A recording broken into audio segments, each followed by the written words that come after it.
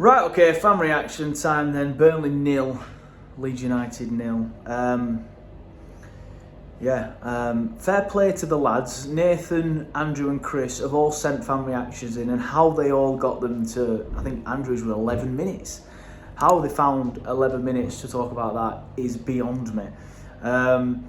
Apologies if you can hear the dryer in the utility room. I was that bored when I got in, I thought I'd do the laundry. It weren't great, was it? As a spectacle, it wasn't great. But I've stood here many times and said I am not bothered about the entertainment factor as long as we get the results. And I still stand by that to a degree. My only issue is now we're seeing it more and more and more and more. And tonight against Leeds, it's actually a good point. And the draw against Sunderland at home, again a good point. And I think fans will be a lot more accepting. I mean, I'm not one of these ones having a meltdown on Twitter. Again, I seem to start every fan reaction with complaining about Twitter. I don't even know why I use it. But I'm one of the ones that's not having a meltdown tonight. I think in isolation, a draw's a good result. But I kind of understand now why the frustrations are boiling over by some fans, despite the fact. Because I do feel like I've got to give some... what's the word? I can't remember what the word is now off the top of my head, but just to caveat all this, 16 games unbeaten, that's fantastic. 9 goals conceded all season, that's fantastic. One of the best, if not the best, defensive record that this league's ever seen. It's all good. I'm happy with it all. I'm happy with where we are in the league. I'm happy with Parker. Like I don't think he's doing a bad job considering the circumstances. I can now understand why some of the people who have been negative throughout the season, no matter what, their frustrations are now boiling over again. Look, if we'd have drawn 0-0 tonight against a good Leeds side who will probably go on to win the league, and just taking that in isolation, I think a lot of fans would have been like, yeah, fair enough, that's a decent result. It doesn't matter that we've stunk the place out because it's a good result. But the fact is, we've seen it too many times. And I think a lot of fans are now getting worried that, yeah, it's all right drawing 0-0 at home to Sunderland and Leeds and keeping Leeds within touching distance so they don't go 6 points ahead of us. And obviously we've gained ground on Sheffield United this weekend because obviously they were spanked at home against Hull. But I don't think fans now, and this is my concern, is, especially at home, fans are confident. Because now we have an easier run, especially when you look at the games we've played over Christmas and New Year and in January. It's much easier in terms of sort of like opponents played. But I don't think fans have the confidence that when we play Oxford at home, for example, which is obviously the next home game, and then Sheffield Wednesday at home, who, they're not in the same bracket as Oxford, to be fair, but, they're underneath us, and a team you would be expecting us to beat.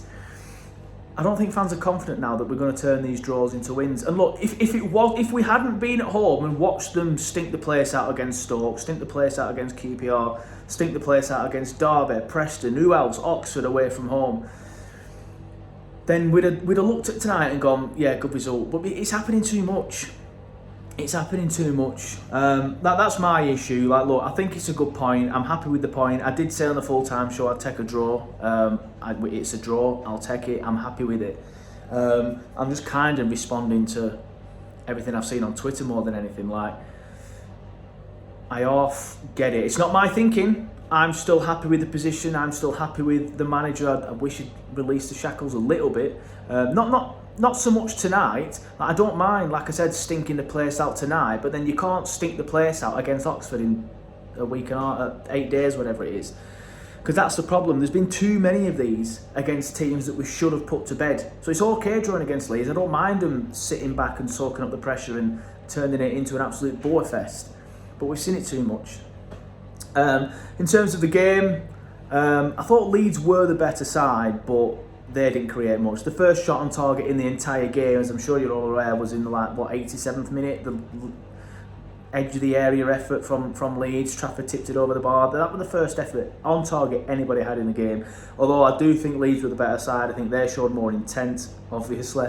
I thought they looked better in possession than us. They were better on the ball than us. They wanted to try and make things happen. It's just we completely nullified it. And I think I summed it up quite well, to be fair, if I do say so myself, in my 60-second review, where I said it's all right, well and good, setting out to nullify Leeds, but the problem was we ended up nullifying ourselves again. And it was a very sort of like similar approach to what we did at Ellen Road. It's just at Ellen Road that it worked better for us, obviously because they got the goal. And then if anything, Leeds were probably better at Ellen Road as well, because they absolutely peppered our goal. But so I'm probably talking rubbish. It was nothing like that game really. But you see my point in terms of Leeds a better side, but just couldn't get it over the line. I thought Leeds were the better side tonight, but didn't create anything because we completely nullified them.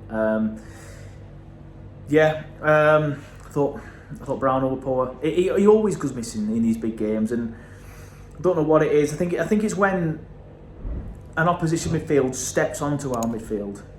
It's not just Brownhill either. I thought Loren were poor as well. I think with Loren, and you can probably include Brownhill in this, to be fair, if a team presses us and steps onto us and rushes us in possession and doesn't let Loren or Brownhill have 4 or 5 seconds to control the ball, look up and pick his pass, then they struggle. They really struggle under press. If a midfield comes at us and tries to, like I said, presses, I'm not sure them two have the quality. Loren especially. I think Brownhill's a bit of a scapegoat again. I think he's had a good season, I will say it. But in the 2 big home games recently against Sunderland and Leeds, he has gone missing in both of them.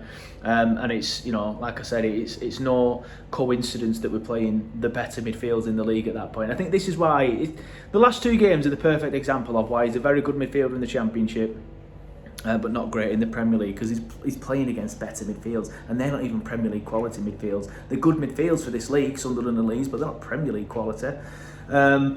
Foster, this left-hand side forward thing, whatever you want to call it, it needs to stop. He's played 4 times, I think, in that position now.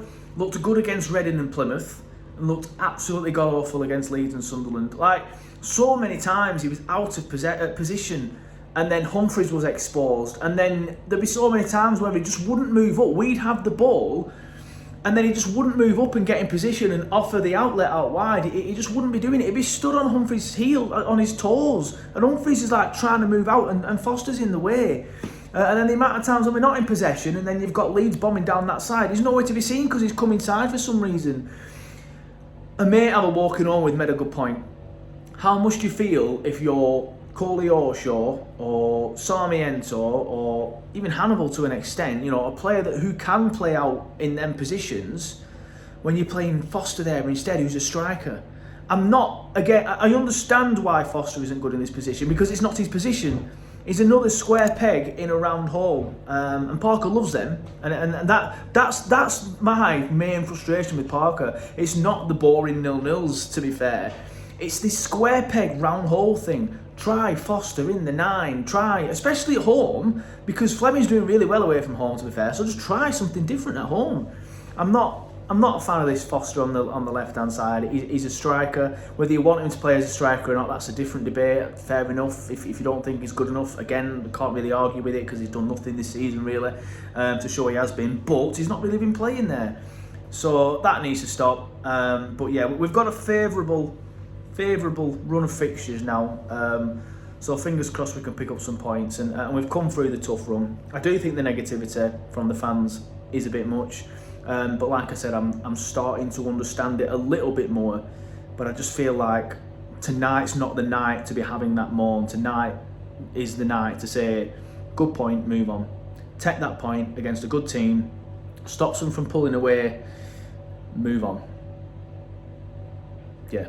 That's my main takeaway. Frustrated, it was another draw in the way we drew it, but not frustrated with the result, if that makes sense. But anyway, Pompey and Oxford next. Should be 6 points. Anything less than 6 points, and yeah, it's not good enough. So up the Clarets.